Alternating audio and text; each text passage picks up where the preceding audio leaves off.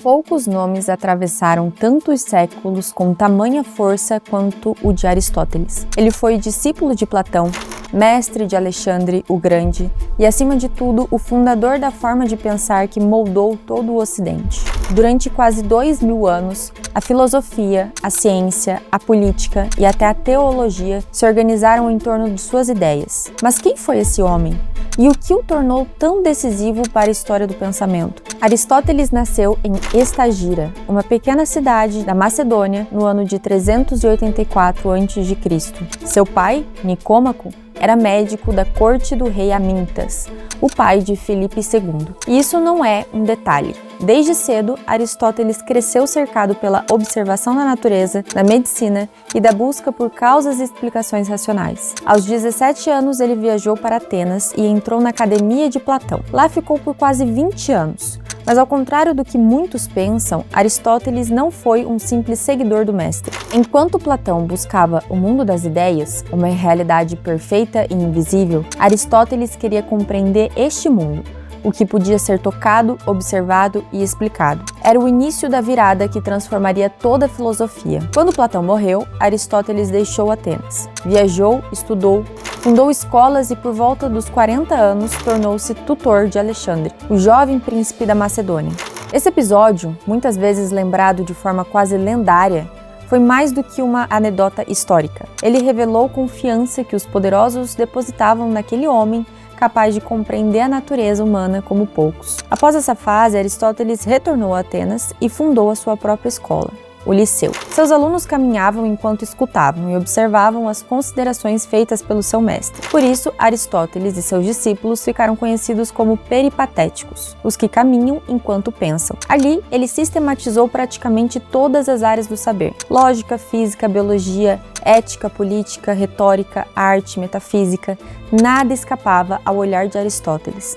Se Platão buscava preponderantemente a essência eterna das coisas, Aristóteles queria entender também como elas funcionavam e por que eram do jeito que eram. Um dos métodos que Aristóteles utilizou para isso ficou conhecido como a doutrina das causas. Ele dizia que tudo o que existe tem 4 causas: a material, do que é feito; a formal, sua estrutura ou forma, que não é exatamente o formato das coisas como tendemos a pensar; a eficiente, o agente que produz; e a final, o propósito, a finalidade que explica sua existência. Essa última, a causa final, é a chave da sua filosofia.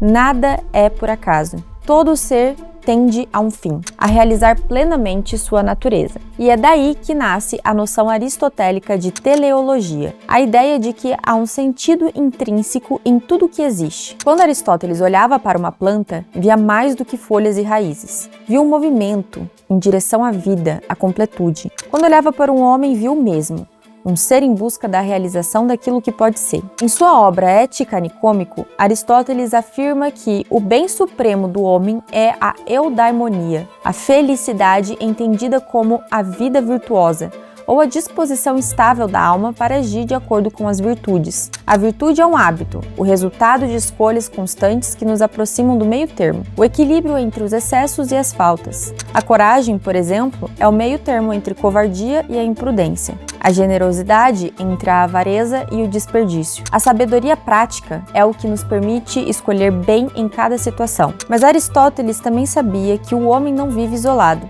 Em sua obra A Política, ele define o ser humano como um animal político, alguém que só realiza sua natureza em comunidade. A cidade, a polis, é o espaço onde o homem se torna plenamente humano. Por isso, ética e política, em Aristóteles, são inseparáveis. O bem individual depende do bem comum. Aristóteles foi o primeiro a propor um sistema completo de pensamento. Ele criou a lógica formal, base de todo o raciocínio científico posterior. Organizou a biologia com descrições precisas de mais de 500 espécies. Discutiu arte na poética, definindo a tragédia como uma purificação das emoções. E na metafísica, formulou uma das frases mais profundas da filosofia: todos os homens, por natureza, desejam saber. Essa frase resume sua crença na razão humana. Para ele, o conhecimento começa pelos sentidos, mas só se torna verdadeiro quando a mente descobre descobre as causas, quando compreende a ordem do mundo. Com a morte de Alexandre e a hostilidade crescente contra os macedônios, em Atenas,